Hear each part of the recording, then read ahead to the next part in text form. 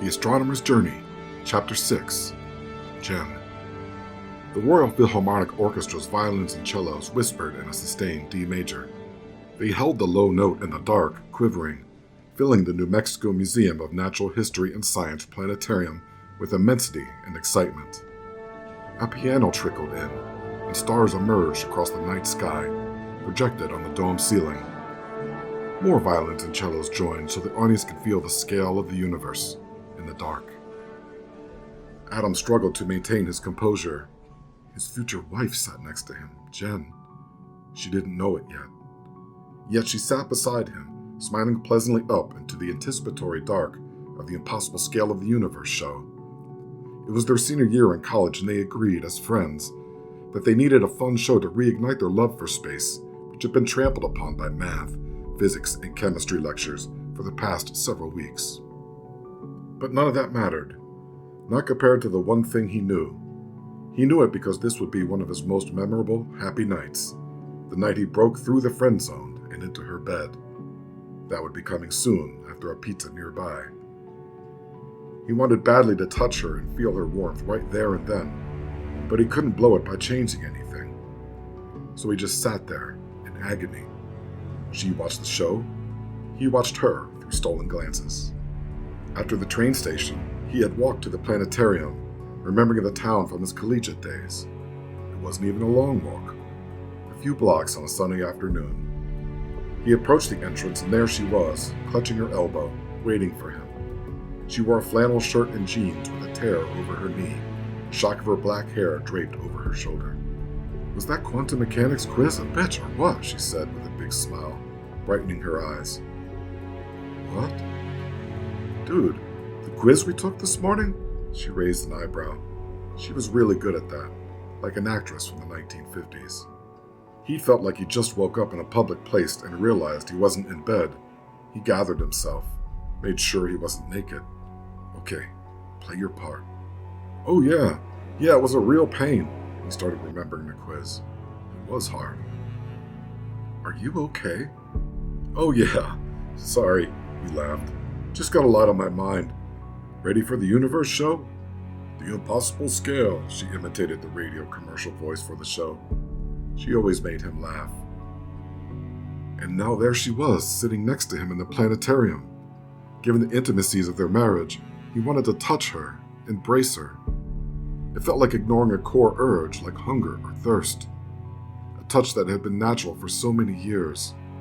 On many Sunday mornings after lovemaking, he laid his ear on her navel while she mused about random things, her next cat, possible tattoos. Now he couldn't touch her hand, yet. Nevertheless, the husband in him marveled at her youth. The camera in the planetarium show zoomed past the Kuiper belt, and she pointed out Neptune for him, smiling with her eyes aglow. After bearing witness to this youthful innocence he'd forgotten, he remembered her bitter days in the end, the rubbing alcohol, the curses she threw at him, the aluminum bedpan. Should I tell her? He cursed himself for not considering this scenario before. Of course this would happen. He knew she would die in 9 years. She didn't. He sat there in the dark, going through his options. It felt right to tell her, like a secret that might help her. Maybe she could do something to avoid the cancer. But hers was a mutation of the BRCA2 gene, hereditary breast and ovarian cancer syndrome. It had nothing to do with her lifestyle, sourced from the Whole Foods store and balanced by yoga. It was coming no matter what, like the train he'd just been on. What good would it do? He thought about her, living in fear for the rest of her short life, having a death date. He decided against it. Better to just let her live out her natural life. The show ended and they left. He asked if they should get some dinner on their way through the lobby. "Yeah, I'm starving. Let's get some pizza." "Sounds good to me," he said. "Can we walk though? It's really nice and I've been cooped up." "Wait, your car is here?" "No. Yours is?"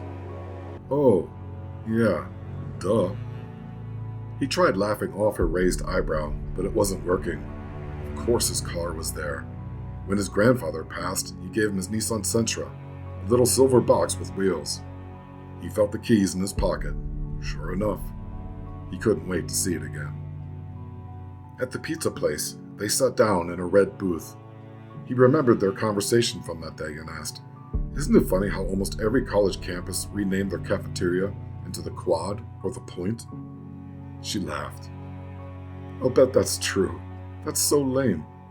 "It is true. New Mexico State, Eastern, WNMU, all quads.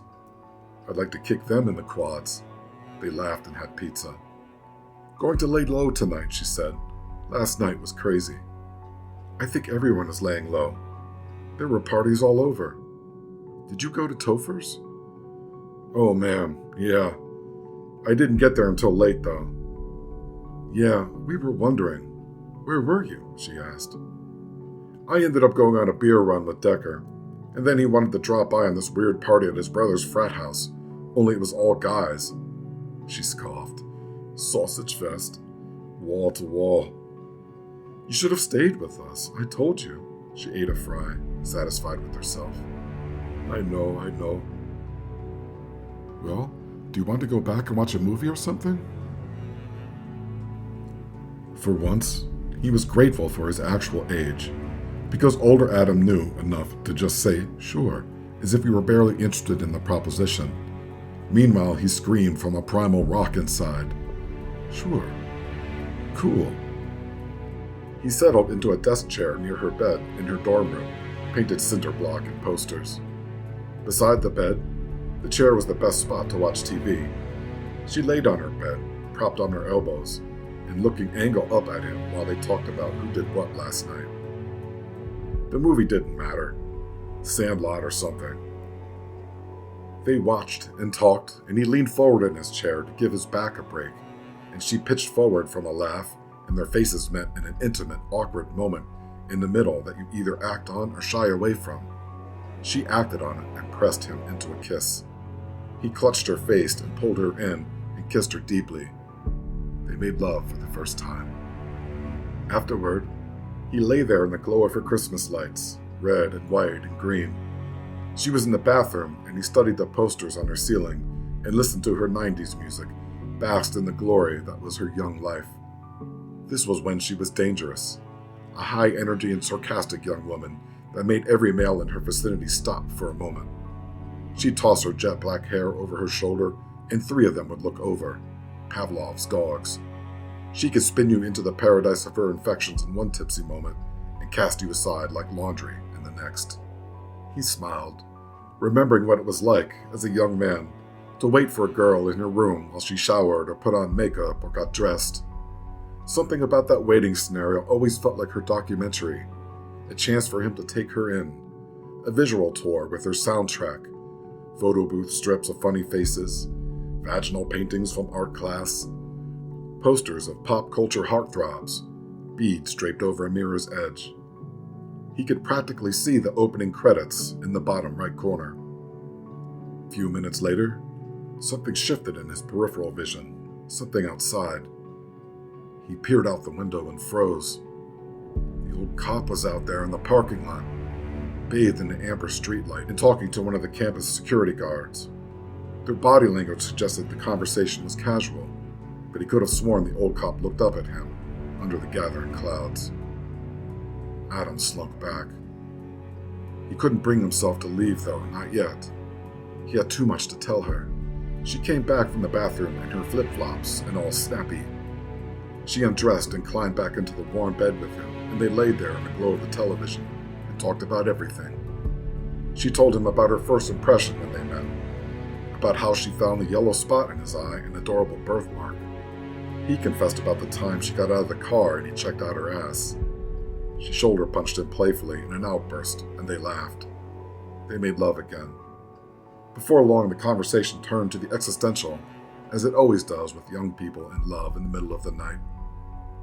He was for quantum mechanics. She was on the general relativity side.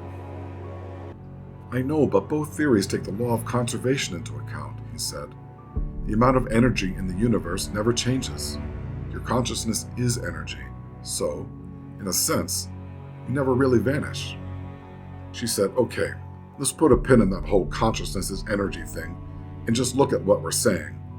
What I'm saying, what relativity is saying, is based on matter and energy influencing the curvature of space. Shit we can measure. What you're saying is based on Nora's theorem and symmetry. Just like in the olden days when they thought the planet's orbits were circles. He smiled and sighed, remembering the sharpness of her wit. Yes, but both theories account for that constant energy, or quantum information. That's all great and woo-woo and everything, but there was the Big Bang, dude. There was a beginning. There will be an end. Or a transformation. Like her imminent death, he decided against telling her about the large-scale structures the Webb telescope found on the edge of the universe, or the Hubble tension in the expansion, or how the cosmic microwave background might just be radiation from starlight, or how the Big Bang Theory was written by a Belgian Catholic priest and then crammed down everyone's throat for the past 98 years. Oh, like a butterfly, she smiled big. He laughed. Sure, a butterfly. What's wrong with butterflies? I'll be a butterfly.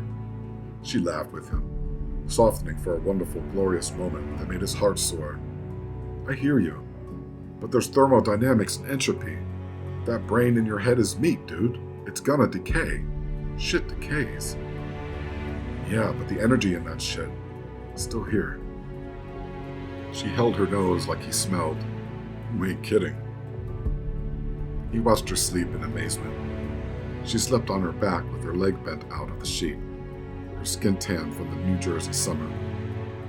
The radio was still at low volume, and the music took him back to his college days more than anything. Sunny moments on the campus walking paths, mosh pits in dorm rooms, graduation day. Against this majestic backdrop parading across his mind, all the worries he had in those days felt adorable. Under the terrifying immensity of space, under the exosphere where the Earth's atoms and molecules escape into the void, under the thermosphere where the northern and southern lights bloom and the temperature reaches 3,600 degrees Fahrenheit, under the mesosphere, coldest layer where the temperature drops over 148 degrees Fahrenheit, and meteoroids burn in the night sky, under the stratosphere, full of ultraviolet light and ozone, under the troposphere where the clouds are, under the roof of a brick dormitory built in the 1960s, full of breathable air, under her Christmas lights and blankets, he lay next to a naked young woman in America. So many layers of comfort. It was one of the happiest moments of his life, there in her bed. He knew it then and now. He laughed to himself, thinking about Dean. Maybe I should just trust him. The song Tequila bubbled up through the radio, the saxophones distant at low volume. A few years later, he would burn that song onto his daughter's birthday CD, marked Sarah's first birthday, in black Sharpie pen. She just learned to stand, and she gripped his knee for balance and danced like a little old lady, bobbing her diaper butt about. He cried quietly until he fell asleep.